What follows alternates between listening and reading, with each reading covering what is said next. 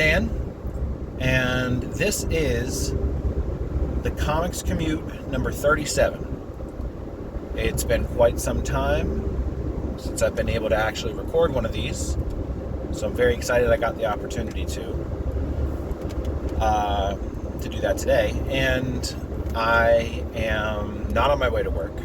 These Comics Commute videos aren't me on my way to work anymore because I work remote, as you may have realized. I'm just dropped my daughter off at her cousin's house, and I have a long trip back, so I thought that I would record a video. It was actually her idea. She told me I should do one on the way back, and I said that's a good idea. So here we are. Now, I have plenty to talk about. I've been reading quite a bit, but let's dive into it. Let's get this going. So, my wife, for my birthday, got me the first Invincible compendium. So, I'm currently in the process of reading that. I'm on about issue like 13 or 14, somewhere in there. So, as many of you know, I guess there's several places where the other shoe drops, so to speak, in that series. So, to me, the other shoe really drops in issue like 11, leading into issue 12. And so, like, if you haven't read Invincible, like, it took me a long time to get to it, so there's no judgment there. But if you haven't read Invincible and you're looking to read Invincible, go ahead and skip over this part because I'm going to be talking a little bit of spoilers. I feel like being in comics or being into comics, and like, you almost have to know that Omni-Man like turns heel, right? Or it doesn't even turn heel, rather, but was bad to begin with. Although, I guess that's kind of the nice thing is I knew that he ended up being bad, but I didn't know how he got there. I didn't know if he was good and then turned bad, or if he was bad from the beginning. And so I really like, especially the issue where they talk about how his planet actually is, how it mirrors the issue that he talks about his planet to Mark, right? And so it's like there's all these parallels, and he just makes slight tweaks, and it's awesome. I think it'd be really cool to have. I think it's issue 2 and maybe 12, 2 and 11 maybe, but issue 2 is definitely where he talks about his home planet to Mark for the first time, and you get this whole we were so advanced and we just wanted to share with everyone. I feel like maybe I should have seen it coming, that he was really out to conquer everyone. Looking back at it, it seems pretty obvious, but overall, if you're reading Invincible and you're not a fan of it after like the first trade, you got to keep going. That's what I was told, because I read the first trade and I was like, this like art is weak and the story's bland and there just wasn't much to it. And after the first trade, it's like, oh, okay, like that makes sense why people love this so much. So I'm still very early in it. The compendium has issues 0 through 47 and the Image Comics Summer Special or something like that. I think that's actually the one I'm reading next. But yeah, so Invincible, really great. Thank you, Kara, for the wonderful birthday present. I really appreciate it. And yeah, it's pretty much just as good as everyone says it is. I recently read G.I. Joe number 11, which was a pretty good conclusion to. It was like a 3-issue arc with focusing mostly on Baroness and CoverGirl, and I really liked it. I think that it's really good, like, character building for these characters that gives them some more substance than just keeping the whole team in the book all the time. Like, we haven't seen, I mean, we've seen Duke in the issues, but he has not been a focal point for a while now. And I think we might get back to that. I'm not 100% sure, but it's exciting that that they're going to flesh out these characters and, you know, give them some room to grow. And I also feel like Josh Williamson is doing a really good job of keeping this accessible to new G.I. Joe readers, right? And so, like, not to speak poorly of Daniel Warren Johnson's Transformers, but the biggest weak point in that is a lot of it relies on big splash pages, either in the middle or at the end of issues that show characters that I don't know, right? And so maybe fans of big fans of Transformers would know that, but like I know like a handful of them, right? I don't know anybody in G.I. Joe, or at least I didn't before I started reading the Energon universe. So I think Williams is doing a really good job of making me feel like I'm not missing out on stuff. Now, I think they're called Night Force, which they do make something of an appearance in issue number 11. I think it's called Night Force. They had their own little issue. I believe it was issue number 7. I don't know who they are. I feel like that was probably a big deal to G.I. Joe fans. But I also feel like the way they're being introduced in the Energon universe is helpful to new readers, new G.I. Joe readers, to kind of give some context and be like, hey, like, you know, these guys, they're these Black Ops guys. I don't want to say they're like a Suicide Squad, but it's like they do the hard missions, the ones that the G.I. Joe team is too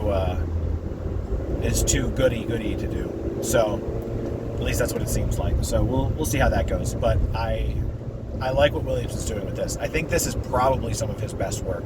I mean, I enjoy a Superman for the most part. Some of it's a little soft, I guess is the best way to put it.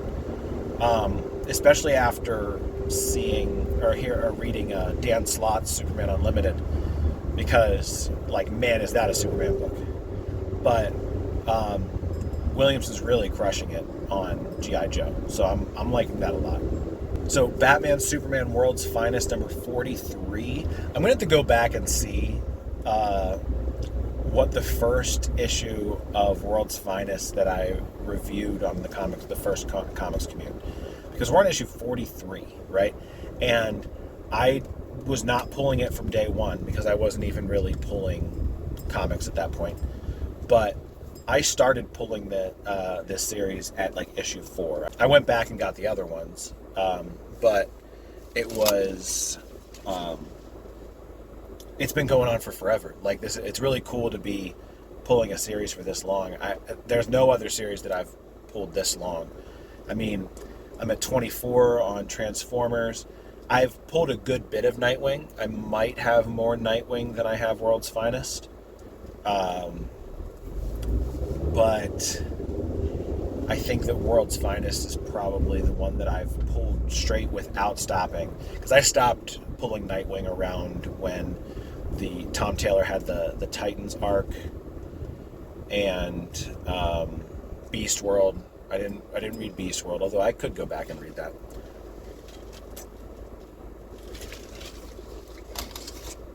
And so, yeah, so World's Finest, we wrap up, I believe it was a 3-parter, maybe a 2-parter, of this Bizarro story, which I thought was pretty good. I just feel like it doesn't quite carry the same weight that it did when it first came out. And it's not the lack of Mora's art. I think that Gutierrez is a good artist, and I was actually thinking to myself, like, as much as I love Dan Mora covers, like, let Gutierrez do the World's Finest covers, you know?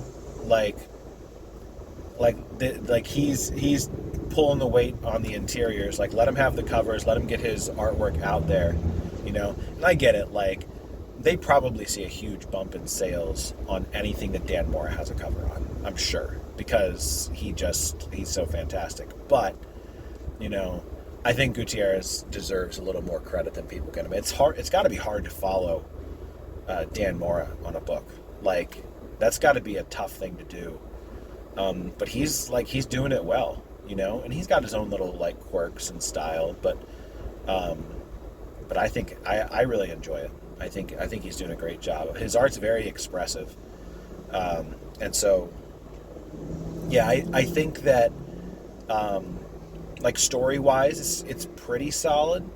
I've seen complaints, and I share these concerns, that reading Bizarro issues is always so like difficult to try to like figure out what people are saying, especially this one, because this one is not only do we have the Bizarro people and they're talking backwards, but then the whole point of the issue is that it's like there's this virus that turns Bizarros normal, right?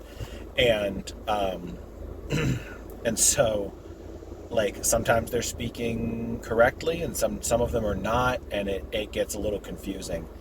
I do kind of like the message of the story though, that like because everyone's like Batman and Rob, or not Batman, but really mostly Robin is like, well, like, why don't you want to change? Why would you want to stay like dumb, basically? Why would you want to be backwards? Like, why shouldn't you just change or keep this newfound, you know, coherence and intelligence? And like Bat-Zarro, they call him, is like, well, because he's like, even Bizarros deserve to be themselves, which I think is a good message, and I think it's a good job by Wade. I've been reading Chip Zdarsky's new Captain America series, and so I read issue number 3 recently. It's pretty solid.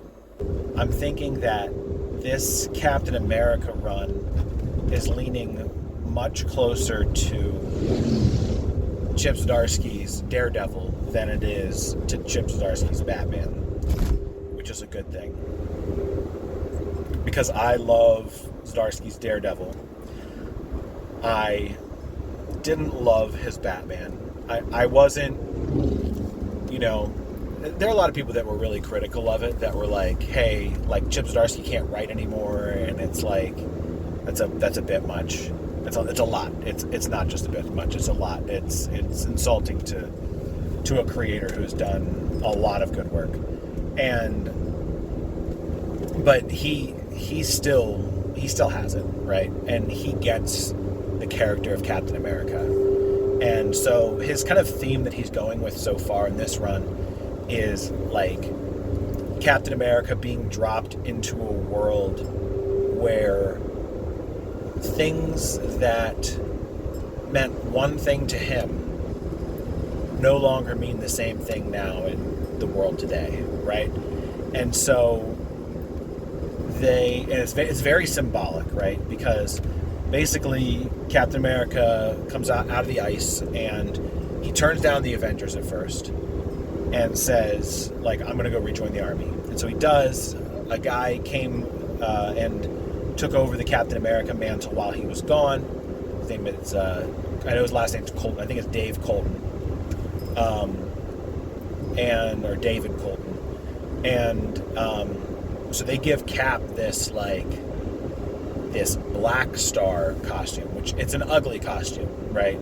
I don't think it's supposed to be great, because one of the lines in this issue is like they took me back and put me in a dark costume or something like that, right? And so I really think that's a cool kind of way of looking at Captain America, because so he spent World War II fighting against a tyrannical government, right, in Germany, and then also like the American government was like, they were the good guys, right? I mean, I'm sure that there was corruption in the American government in the 40s, but I would be floored if I found out that it was more corrupt than it is now.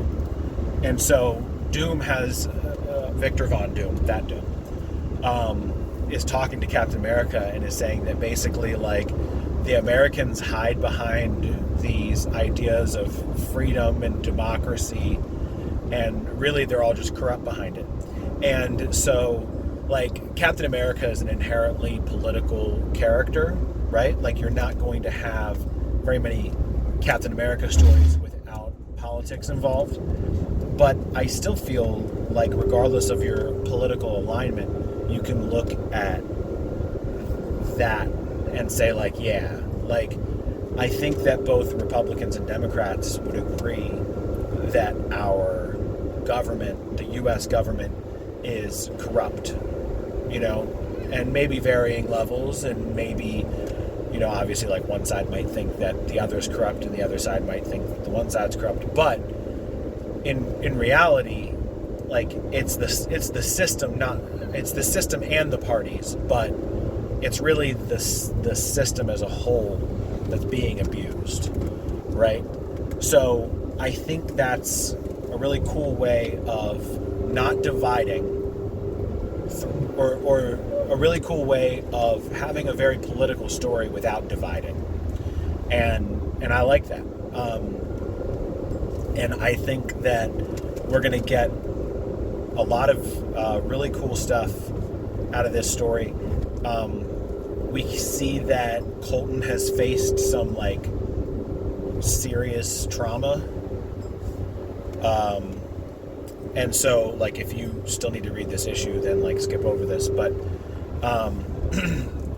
basically, and I know that this was a thing back during the war in Afghanistan, but basically they would, like, use kids to collect intel and bring bombs around, and, like, so in this issue, like, one of Colton's, like, army, one of the people in the army, they shoot a kid, right, in Afghanistan, and it's like, obviously, like, you don't, the kid was running away, right? So shooting a kid in the back that's rough.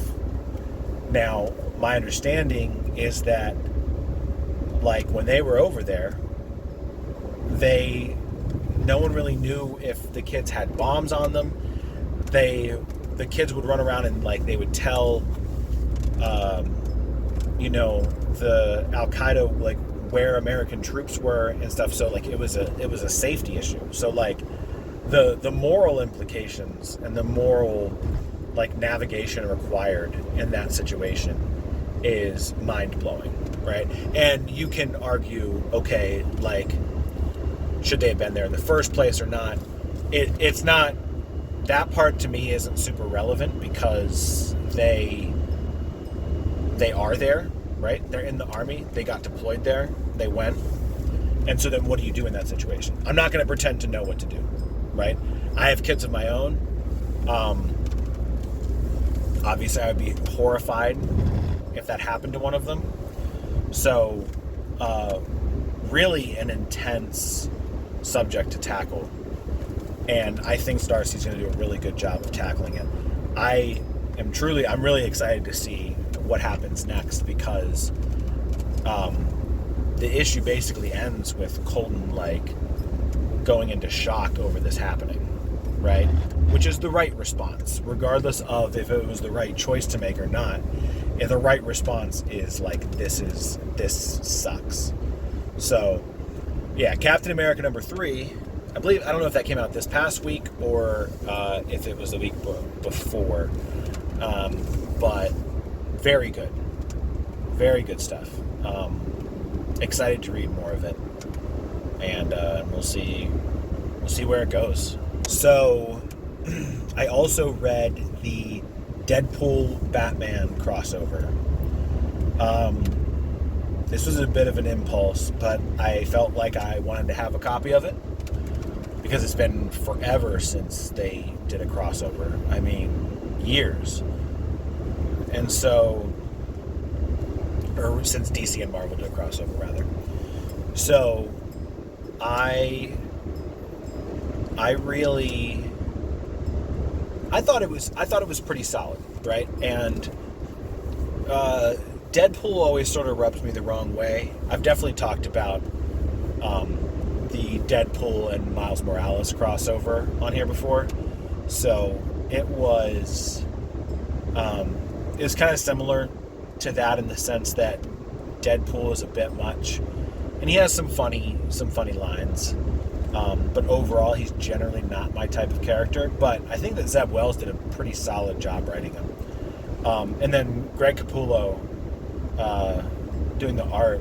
I mean, seeing more Batman art from him is always great. It was really weird, actually, because I got a new comic, and it was like reading Court of Owls again, because it brought me back to that. But I thought it was a really interesting story, and the way that Batman was able to manipulate Joker and Deadpool to kind of save himself was great. I really liked it. The other stories, a lot of people didn't like the Captain America Wonder Woman story, which I did like it. I thought it was great. It was essentially like, well, what if these two had been, around from the start, right? And together from the start. And it was like, well, you can't ignore the parallels between Steve Rogers and Steve Trevor, whether it's looks or military or honestly, like, just approach to the world is somewhat similar. Like, Steve Trevor's not... I would say Cap has a bit more of a spine than Steve Trevor has, but, I mean, fighting for what's good, for the most part, is something that they share. So, I thought it was interesting to have that sort of parallel there. But I thought that Steve Rogers and Diana were like a really cool pairing, and I think it makes sense. So I thought that was a really great story. And people are going to hate me for this, but like the Jeff the Land Shark and Crypto story, like, it was fine. Like, it was fine. They were like, I don't know what the point of that was.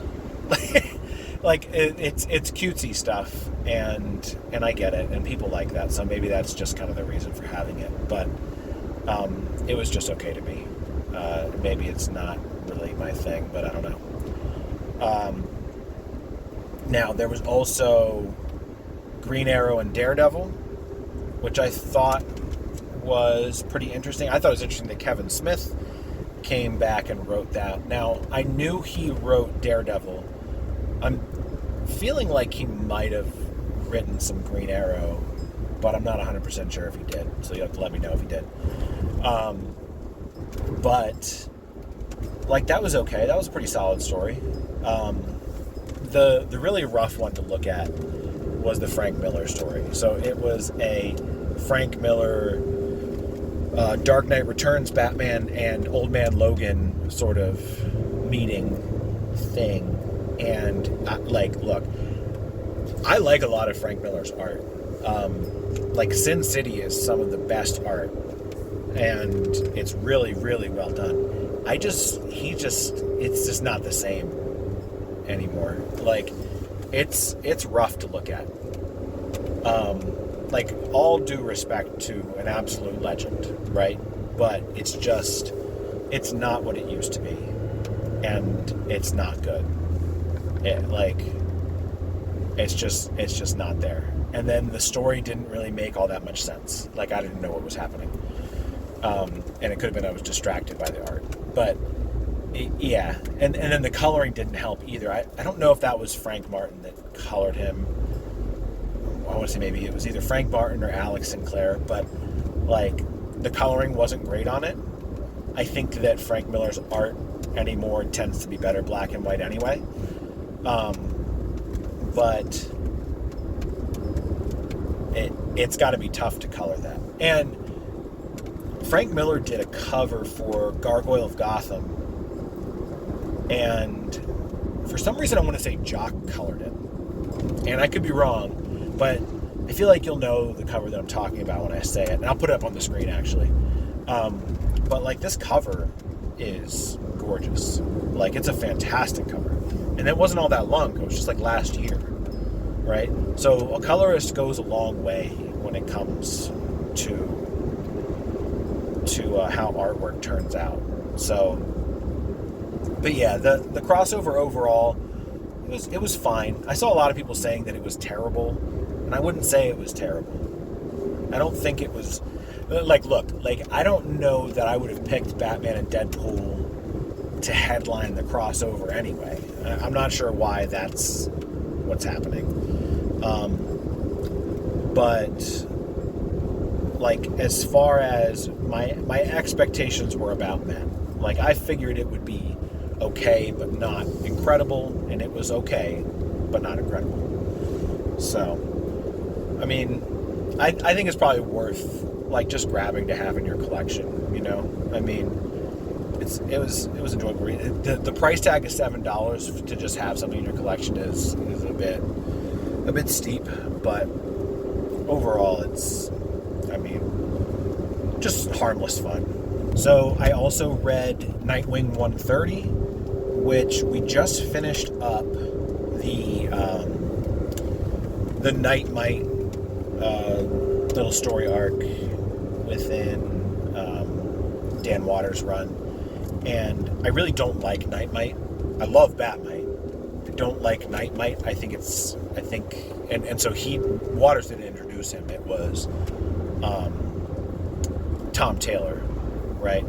And I think that, I don't want to say lazy, but lazy is kind of the best word I can think of, is that, like, that's not original, you know? Like, but that being said, what Waters did with Night Might and sort of throwing a horror twist on it, I thought was really cool. And Dexter Soy is fantastic. Like, he's unreal at everything. I mean, he's good at all kinds of art, but his horror-esque art is really solid. I posted a picture on social media of his Justice League that he drew, and oh man, I need that in my life. Like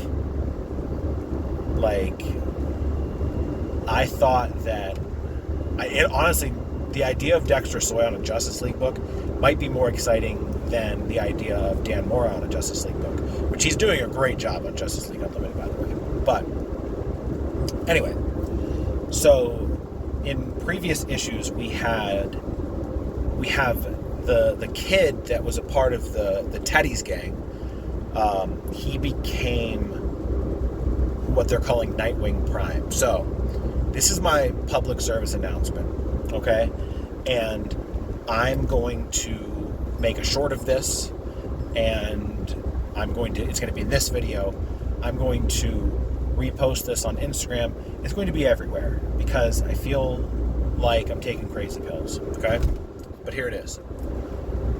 Nightwing Prime in the current Nightwing run. There's already a Nightwing Prime. When the cops and firefighter and those basically first responders turned into Nightwing during, I believe, I don't know if it was Tim Seeley's run or wherever, but in the dark days of Nightwing comics. It wouldn't have been Tim Seeley's run then.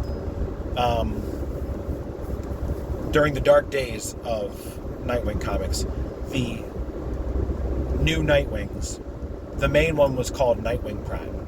So, we already have that. I don't know why we're copying his name. It's a dumb thing to complain about, but I'm going to complain about it. I don't like it. That being said, someone with the powers of the original Nightwing, the Kryptonian Nightwing, going around in the DC universe, is a fantastic idea. I love that idea. I don't know. I have to look around and see what other appearances that Nightwing has. Because I know that there was a time when I think Superman took on that identity. And I know that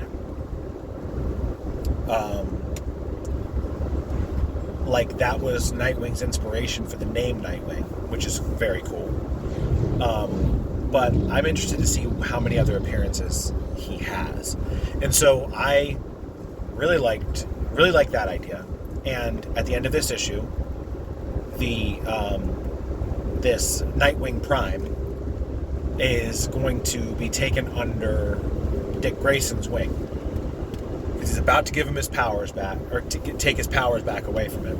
And Dick's like, okay, fine. I understand not wanting to be powerless, which is great writing. It's such great writing by Dan Watters that the kid's like, oh, I'll take this if you want me to, but I'm gonna be helpless and small again. And so Dick's sitting there man, I knew I know that feeling. He's like, I know what it feels like to be helpless and small. And what happened when Dick Grayson was helpless and small is that Batman took him under his wing and turned him into, I don't want to say turned him into who he was today, but really guided him and helped him and channeled his anger and made a better situation than what Bruce got, right? If Bruce had someone like Bruce to help him, maybe he would have turned out differently. And so I guarantee you that's what Nightwing saw. And so it's such great writing by Dan Watters. He gets the character so well. And it's awesome. I really like this issue 130. That came out just this past week. The nice thing about this issue is that they recap a little bit at the beginning of it. So if you're not reading Nightwing, then you can get a little caught up just by reading the beginning of this issue. I would recommend going back to 119 and starting at Dan Watters' first issue. But if that's not in the budget for you, just start here. Start at 130. I mean, you're going to want to go back then. But it's great. Yeah. Now, I mean, and then, like I said, Dexter Soy, holy smokes, what an artist. He's incredible. I'm going to put up the picture of the Justice League right here. And, man, that's solid. That's Jim Lee-esque, and I love Jim Lee. So, yeah, fantastic stuff. Stopped in at Comics World in Chambersburg and got myself a issue I've been looking for, Suicide Squad number 13. Crosses over with the Giffen DeMatteis Justice League. Plus, I've read this one before on digital, but I really need to read the Ostrander Suicide Squad because I've heard nothing but great things about it. So I really want to check that out. But, yep. The things I have coming up this week, I think Space Ghost 3 is coming out. I haven't read 1 or 2 yet. I have 1, I haven't gotten 2. I've just been so behind and busy that I get advanced copies from David Pepos and I've been meaning to read them. I haven't gotten around to. I think part of the problem is that I never got my my annual from the first series, and so I didn't want to start reading issue 1 of Space Ghost without having read that. Now, I'm sure I would be able to, but either way. So I think number 3 comes out. We'll see if my comic shop has it. But I need to get caught up anyway. So,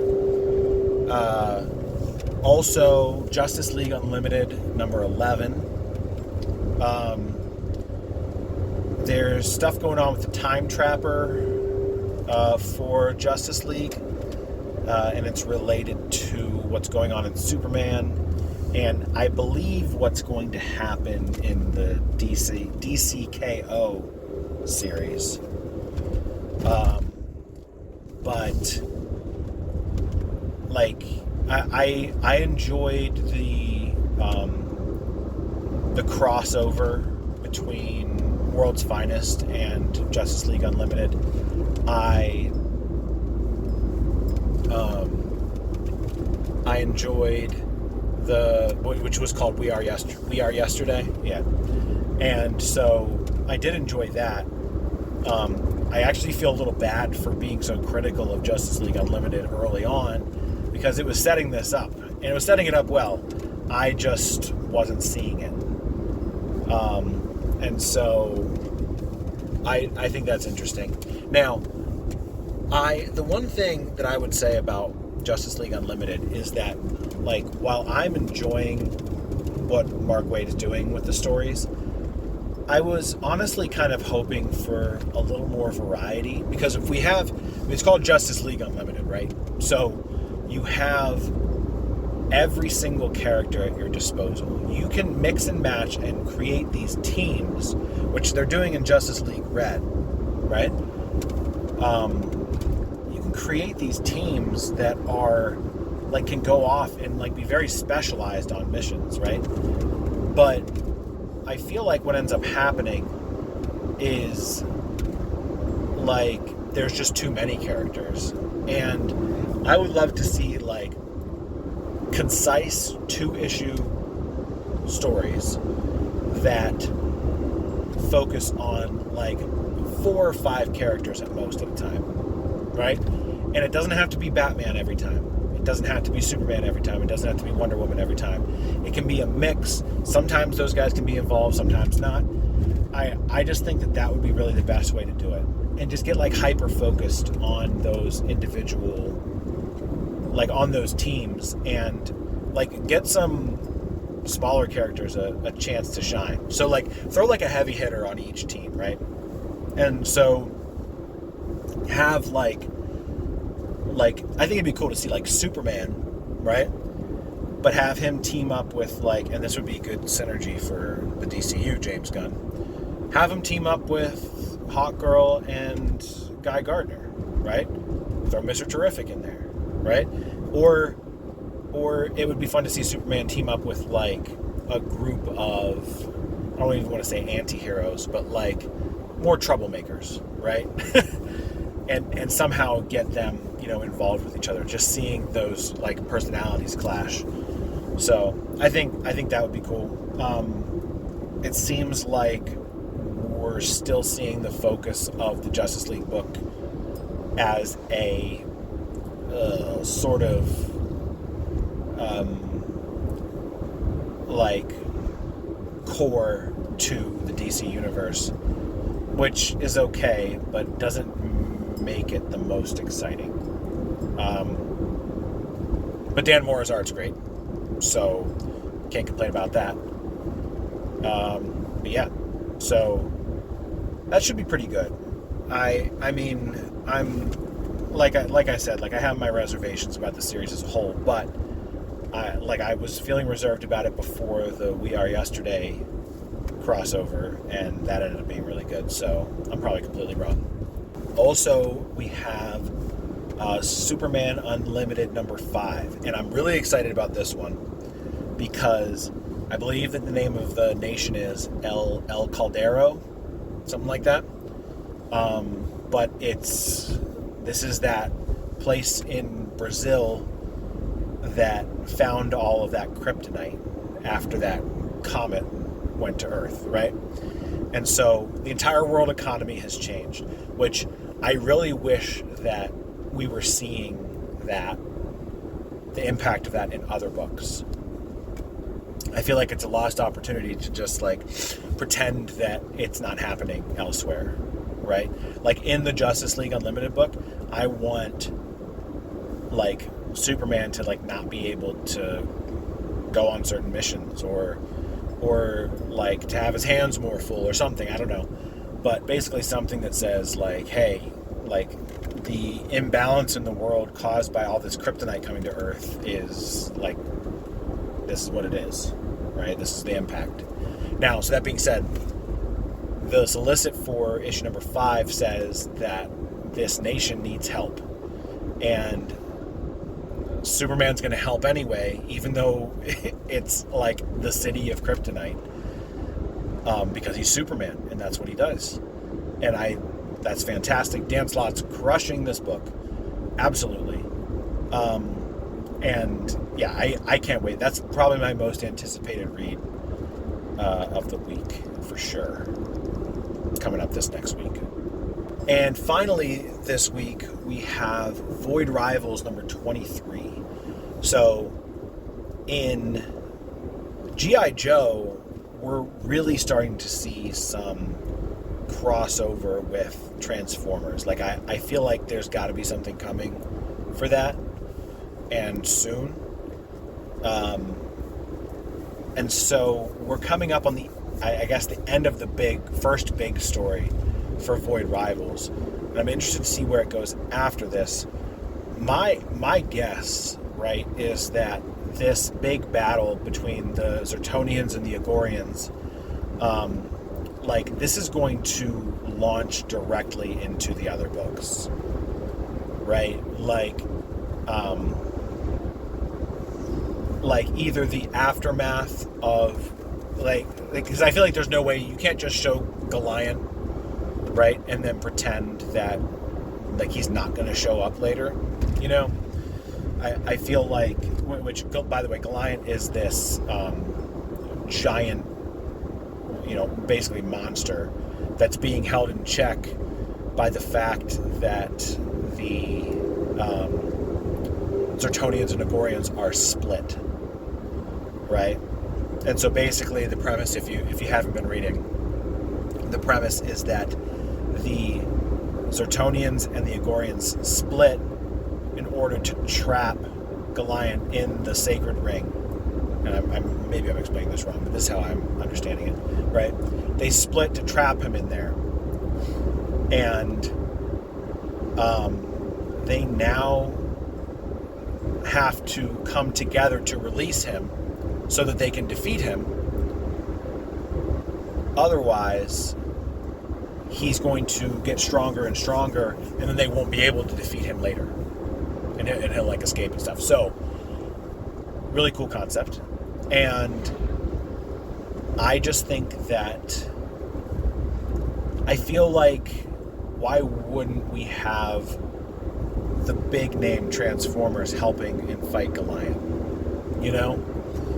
Like, we have Hot Rod and Springer are involved in this Zertonian Agorian fight. You know, why wouldn't we have Optimus Prime and, you know, Beachcomber? Well, Beachcomber's not a good example. He's a pacifist now, or I guess he always was. I don't know. But so, yeah, I feel like this is going to launch right into that. Now, Robert Kirkman is taking his time on this series, right? Void Rivals is not for you if you don't want to be patient. I feel like the payoff has been sweet. But, like, I mean, we'll see. I imagine that just based on the pacing of everything else, that, like, we'll have 23 and then issue 24 will be the finale. That would be my guess, because that's kind of how Transformers was.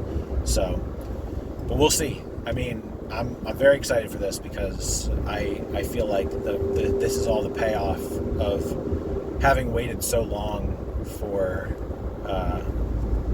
Void Rivals to start like slowly cooking and going and ramping up. One final note before we finish up here is I have started on my newest collecting mission. Right, I still technically haven't finished a couple other ones, but that's fine.